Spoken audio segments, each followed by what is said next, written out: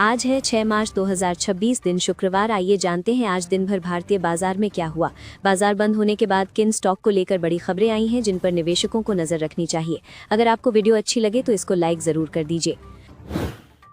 इस हफ्ते भारतीय शेयर बाजार में काफ़ी दबाव देखने को मिला और हफ्ते के अंत तक बीएसई सेंसेक्स और एनएसई निफ्टी दोनों करीब 3% गिरकर बंद हुए। पिछले एक साल से भी ज़्यादा समय में ये सबसे बड़ी साप्ताहिक गिरावट मानी जा रही है और इसकी बड़ी वजह वेस्ट एशिया में बढ़ता तनाव रहा, जिससे निवेशकों का भरोसा कमज़ोर पड़ा। पूरे हफ्ते बाजार में लगभग हर सेक्टर दबाव में रहा और सभी सेक्टर इंडेक्स लाल निशान में बंद हुए। खासतौर पर बैंकिंग और फाइनेंशियल सेक्टर ने बाजार को नीचे खींचा, क्योंकि निफ्टी बैंक में करीब 14 महीनों की सबसे बड़ी साप्ताहिक गिरावट दर्ज हुई और निफ्टी पीएसयू बैंक इंडेक्स भी 6% से ज़्यादा टूट गया। अगर निफ्टी के स्टॉक्स को देखें तो कमजोरी काफ़ी व्यापक रही। हफ्ते के दौरान निफ्टी के 50 में से 42 शेयरों ने नेगेटिव रिटर्न दिया और इनमें से 21 शेयर ऐसे रहे जो करीब 4% से 9% तक गिर गए, जिससे साफ दिखा कि गिरावट सिर्फ कुछ स्टॉक्स तक सीमित नहीं थी बल्कि पूरे बाजार में फैली हुई थी।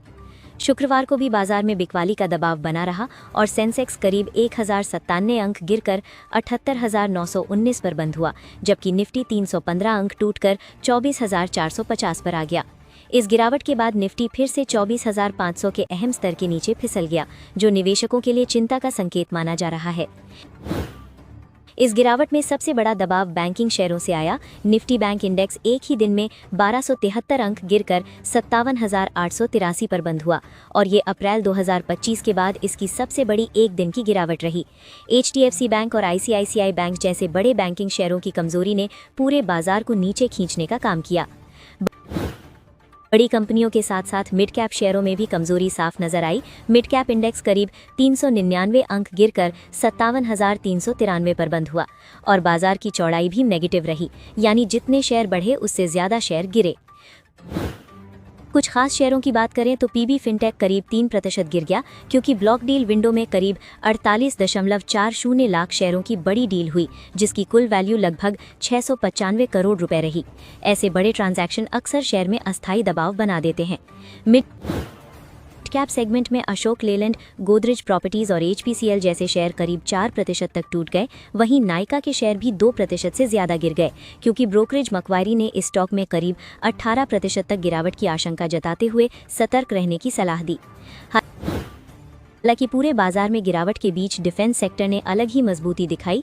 डिफेंस इंडेक्स पूरे हफ्ते में करीब 6% चढ़ गया और पैरास डिफेंस तथा सोलर इंडस्ट्रीज जैसे शेयर इसमें सबसे ज्यादा बढ़त दिखाने वाले स्टॉक्स में शामिल रहे।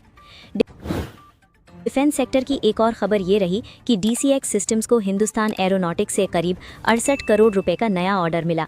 इस खबर के बाद कंपनी का शेयर करीब 6% तक चढ़ गया और निवेशकों की दिलचस्पी बढ़ी। इसी तरह मैज़ागॉन डॉक शिप बिल्डर्स के शेयरों में भी जोरदार तेजी देखने को मिली और सिर्फ 2 सत्रों में ये शेयर 15% से ज्यादा चढ़ गया। बाजार में उम्मीद है कि कंपनी को आने वाले समय में बड़े डिफेंस ऑर्डर मिल सकते हैं, जिससे निवेशकों का भरोसा मजबूत हुआ। अगर पूरे हफ्ते के टॉप लूजर्स की बात करें तो निफ्टी में इंडिगो, टाटा मोटर्स के passenger vehicle segment, Larsen and turbo, HDFC life insurance, Tata steel और जियो फाइनेंशियल सर्विसेज जैसे शेयरों में सबसे ज्यादा गिरावट दर्ज हुई। मिड कैप सेगमेंट में भी कई बड़े नाम दबाव में रहे, जिनमें LTM माइंट्री, Petronet LNG, Lodha, Indian oil, KPIT technologies और आरवीएनएल जैसे शेयर प्रमुख रूप से कमजोर रहे। वैश्विक बाजारों की बात करें तो एशियाई बाजारों में मिला जुला रुख देखने को मिला। वॉल स्ट्रीट में हल्की गिरावट के बाद एशिया में कुछ बाजार बढ़त के साथ और कुछ हल्की कमजोरी के साथ ट्रेड करते नजर आए। तेल की कीमतों में भी उतार चढ़ाव रहा और हाल ही में 2024 की गर्मियों के बाद सबसे ऊंचे स्तर तक पहुंचने के बाद क्रूड ऑयल की कीमत में करीब $1 से ज्यादा की गिरावट देखने को मिली। एशियाई बाजारों में साउथ कोरिया का कॉस्पी इंडेक्स हल्की बढ़त के साथ बंद हुआ। हालांकि पूरे हफ्ते इसमें काफी उतार चढ़ाव रहा। बुधवार को इसमें रिकॉर्ड 12% की गिरावट आई थी, लेकिन गुरुवार को करीब 10% की तेज रिकवरी भी देखने को मिली। जापान का निक्केई 225 इंडेक्स करीब 0.6% चढ़कर बंद हुआ, जबकि हांगकांग का हैंगसेंग इंडेक्स लगभग 1.6% की अच्छी बढ़त के साथ बंद हुआ। वहीं चीन का शंघाई कॉम्पोजिट इंडेक्स भी करीब 0.4% ऊपर रहा, जिससे एशियाई बाजारों में मिश्रित लेकिन कुछ हद तक सकारात्मक संकेत देखने को मिले। वहीं विदेशी संस्थागत निवेशक भी बाजार से पैसा निकाल रहे हैं। गुरुवार को एफआईआईज ने करीब 3,752 करोड़ रुपए के शेयर बेचे, जबकि मार्च में अब तक करीब 16,000 करोड़ रुपए की बिकवाली हो चुकी है। बाजार में बैंकिंग शेयरों की गिरावट की एक बड़ी वजह आरबीआई के संभावित नए नियम माने जा रहे हैं। माना जा रहा है कि ये नियम बैंक और इंश्योरेंस के बिजनेस मॉडल को प्रभावित कर सकते हैं, जिससे बैंकों की अतिरिक्त कमाई कम होने का डर बाजार में दिख रहा है। पूरा मामला बैंक इंश्योरेंस मॉडल से जुड़ा है, जिसमें बैंक लोन देते समय ग्राहकों को साथ में इंश्योरेंस पॉलिसी भी बेचते थे। कई बार ग्राहकों को डर या अलग अलग फायदे दिखाकर ये पॉलिसी बेची जाती थी, जिसे गलत बिक्री यानी मिस सेलिंग माना जाता है। अब आरबीआई इसी मिस सेलिंग पर सख्ती करने की तैयारी में है। नए नियमों के तहत बैंक ग्राहकों पर जबरदस्ती इंश्योरेंस नहीं थोप सकेंगे, और अगर ऐसा किया गया तो बैंकों पर जुर्माना या सख्त कार्रवाई भी हो सकती है। इसके साथ आरबीआई बैंक कर्मचारियों को इंश्योरेंस बेचने पर मिलने वाले कमीशन और इंसेंटिव को भी सीमित करने की योजना बना रहा है। इससे बैंकों और इंश्योरेंस कंपनियों की इस बिजनेस से होने वाली कमाई में ब्रोकरेज के मुताबिक करीब 5 से 15% तक असर पड़ सकता है। अभी इन नियमों की अंतिम घोषणा नहीं हुई है, लेकिन बाजार मानकर चल रहा है कि आरबीआई जल्द फैसला ले सकता है और संभव है कि ये नियम 1 जुलाई से लागू हो। इसी आशंका के चलते एचडीएफसी बैंक, आईसीआईसीआई बैंक और स्टेट बैंक ऑफ इंडिया जैसे बड़े बैंकिंग शेयरों में दबाव देखने को मिला। 6 मार्च की सुबह मल्टी कमोडिटी एक्सचेंज यानी एमसीएक्स पर सोना करीब 1200 रुपए तक उछल गया, जबकि चांदी में 6000 रुपए से ज्यादा की तेजी देखी गई। ये उछाल इसलिए आया क्योंकि युद्ध और अनिश्चितता के समय निवेशक सुरक्षित माने जाने वाले एसेट्स की तरफ भागते हैं। अमेरिका के रक्षा मंत्री पीट हेग्सेथ और मिडिल ईस्ट में अमेरिकी सेनाओं के प्रमुख एडमिरल ब्रैड कूपर ने कहा है कि अमेरिका के पास इतनी सैन्य ताकत है कि वो लंबे समय तक सैन्य कार्रवाई जारी रख सकता है। इस चेतावनी से बाजार में तनाव और बढ़ गया, जिसका फायदा सोने चांदी की कीमतों को मिला। एक्सपर्ट्स का कहना है कि आगे सोने की कीमतों में उतार चढ़ाव जारी रह सकता है, क्योंकि युद्ध, कमजोर अमेरिकी डॉलर और वैश्विक अनिश्चितता जैसे कई बड़े फैक्टर अभी बाजार को प्रभावित कर रहे हैं। इसलिए निवेशकों की नजर अब आगे आने वाले आर्थिक डेटा और युद्ध की स्थिति पर टिकी हुई है। एफआईआईज की भारत के शेयर बाजार से दूरी को लेकर क्रिस्टोफर वुड का कहना है कि इसकी वजह भारत की अर्थव्यवस्था की कमजोरी नहीं है। उनका मानना है कि फिलहाल ग्लोबल निवेशक एआई और सेमीकंडक्टर थीम वाले शेयरों में ज्यादा पैसा लगा रहे हैं, इसीलिए भारत में विदेशी निवेश कम दिख रहा है। लेकिन ये ट्रेंड बदलते ही पैसा फिर लौट सकता है। जेफरीज फाइनेंशियल ग्रुप के अनुसार एफआईआईज की वापसी का पहला बड़ा ट्रिगर तब हो सकता है जब दुनिया में एआई और सेमीकंडक्टर निवेश का मौजूदा उछाल अपने पीक पर पहुंच जाए। अभी बड़ी टेक कंपनियां भारी कैपेक्स कर रही हैं, लेकिन जैसे ही इस थीम की तेजी धीमी पड़ेगी, ग्लोबल फंड्स दूसरी उभरती मार्केट्स जैसे भारत की ओर रुख कर सकते हैं। दूसरी बड़ी शर्त ये बताई गई है कि अगर भारतीय शेयर बाजार में तेज करेक्शन आता है और वैल्यूएशन ज्यादा आकर्षक हो जाती है, तो विदेशी निवेशक इसे खरीदारी के मौके के रूप में देख सकते हैं और फिर से भारतीय बाजार में पैसा लगाना शुरू कर सकते हैं। डेटा के मुताबिक अक्टूबर 2024 से अब तक एफआईआईज ने भारतीय बाजार से करीब 32.7 अरब डॉलर की नेट बिकवाली की है। हालांकि फरवरी 2026 में करीब 1.7 अरब डॉलर की हल्की खरीदारी भी देखने को मिली। इसके बावजूद घरेलू निवेशक बाजार को मजबूत सहारा दे रहे हैं, जहां सिप के जरिए हर महीने करीब 30,500 करोड़ रुपए का निवेश आ रहा है। ब्रोकरेज फर्म सीएलएसए के मुताबिक अगर मिडिल ईस्ट में संघर्ष लंबा चलता है तो ऊर्जा से जुड़ी कमोडिटी और ट्रांसपोर्टेशन लागत बढ़ सकती है, जिससे वैश्विक स्तर पर उत्पादन महंगा हो जाएगा और कई कमोडिटी में सप्लाई डिमांड का संतुलन भी प्रभावित हो सकता है। सीएलएसए का मानना है कि इस स्थिति में वेदांता को फायदा मिल सकता है, क्योंकि कंपनी का एक्सपोजर एल्यूमिनियम, जिंक और ऑयल जैसे सेक्टर में है। ब्रोकरेज ने शेयर का अनुमानित वैल्यू करीब 1030 रुपए बताया है, जो उसके बेस केस वैल्यू 835 रुपए से ज्यादा है। अगली खबर वेस्ट एशिया में बढ़ते तनाव और तेल आपूर्ति पर दबाव के बीच अमेरिका ने भारत को रूस से क्रूड ऑयल खरीदने के लिए 30 दिनों की अस्थायी छूट दी है। इसका मकसद ये है कि ग्लोबल मार्केट में तेल की सप्लाई बनी रहे और अचानक बढ़ती कीमतों को काबू में रखा जा सके। अमेरिकी ऊर्जा मंत्री क्रिस वाइट ने साफ कहा कि ये फैसला अमेरिका की रूस से जुड़ी पॉलिसी में किसी स्थायी परिवर्तन का संकेत नहीं है।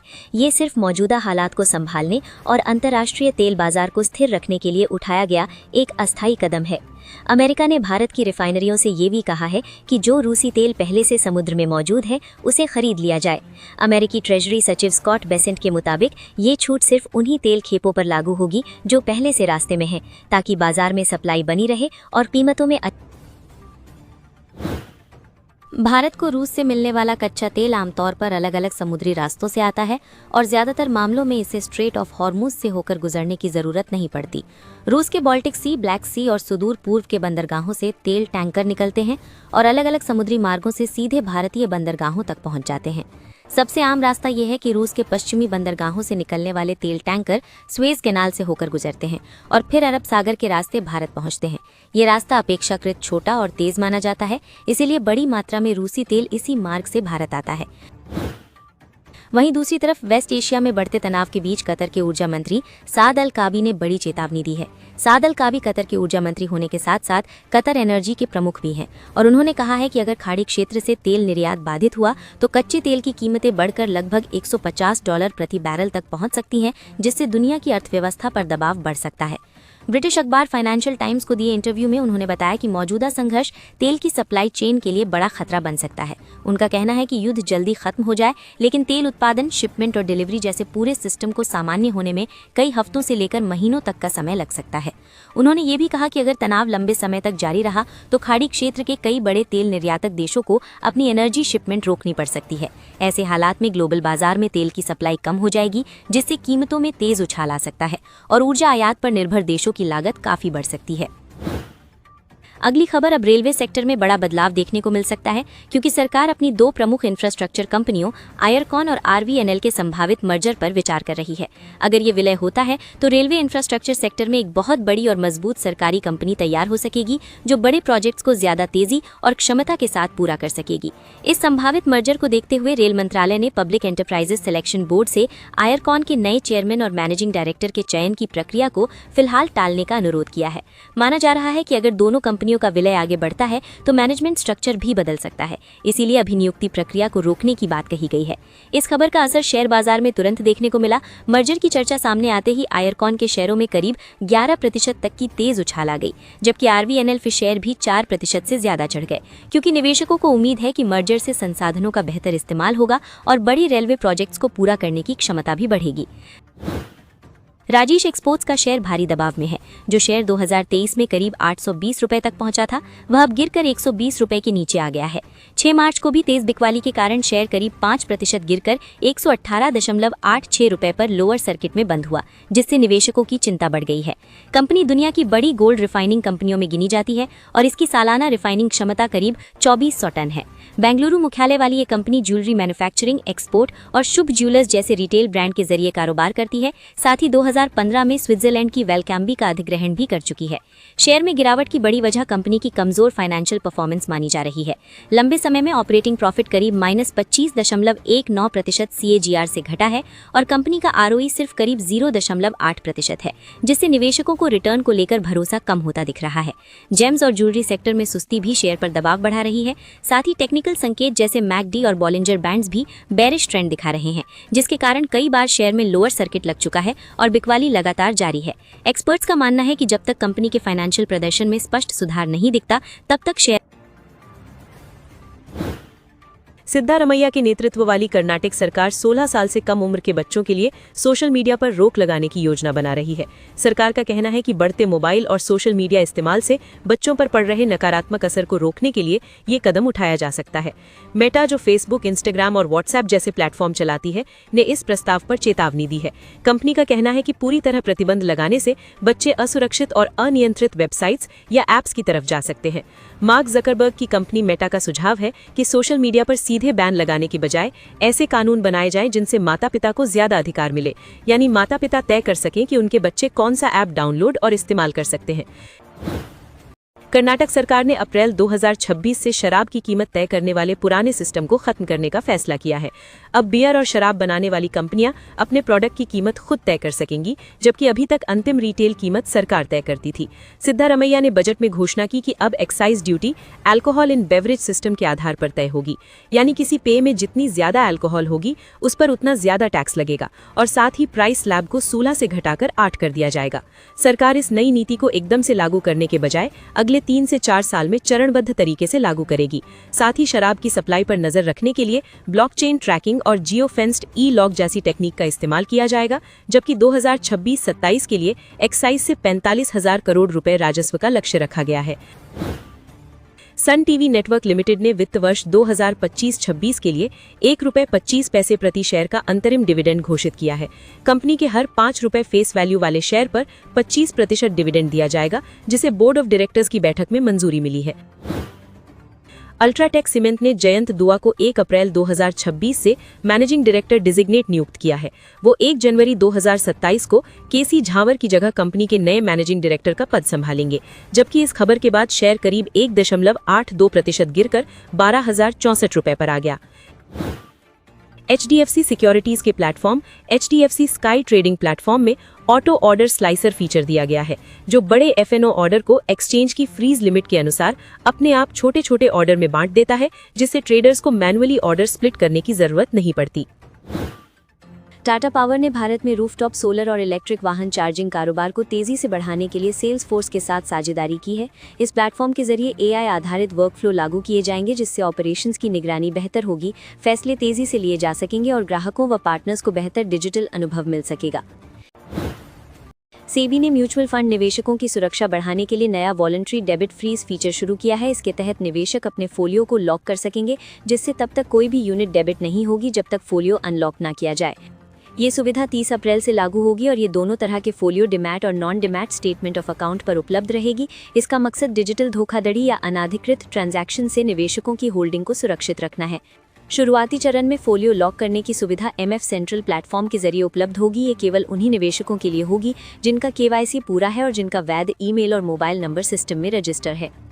Association of mutual funds of India इस सुविधा के संचालन से जुड़े विस्तृत नियम तय करेगा। साथ ही लॉक पीरियड के दौरान कौन से ट्रांजैक्शन की अनुमति होगी, इसका भी पूरा प्रोसेस AMCs और RTAs के साथ मिलकर तय किया जाएगा।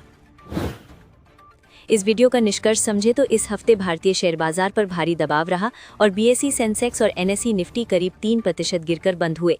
इसकी बड़ी वजह वेस्ट एशिया में बढ़ता तनाव, FIIs की लगातार बिकवाली और बैंकिंग शेयरों में कमजोरी रही, जिससे बाजार का भरोसा कमजोर दिखा। दूसरी ओर वैश्विक घटनाओं का असर कमोडिटी और निवेश के रुझान पर भी दिखा। मिडल ईस्ट तनाव के कारण सोना चांदी में तेजी आई, तेल की कीमतों को लेकर चिंता बढ़ी और ब्रोकरेज C-FRSA के अनुसार ऐसी स्थिति में वेदांता जैसी कंपनियों को फायदा मिल सकता है, जबकि ऊर्जा लागत बढ़ने से कई सेक्टर पर दबाव भी आ सकता है। वहीं बाजार में कुछ सेक्टर और कंपनियों से जुड़ी अहम खबरें भी सामने आईं, जैसे टाटा पावर की AI साझेदारी, सेबी का mutual fund folio lock feature और रेलवे कंपनियों के संभावित मर्जर की चर्चा। कुल मिलाकर निवेशकों के लिए अभी सतर्क रहकर फैसले लेने का समय है। आज की वीडियो में इतना ही, मिलते हैं अगले वीडियो में।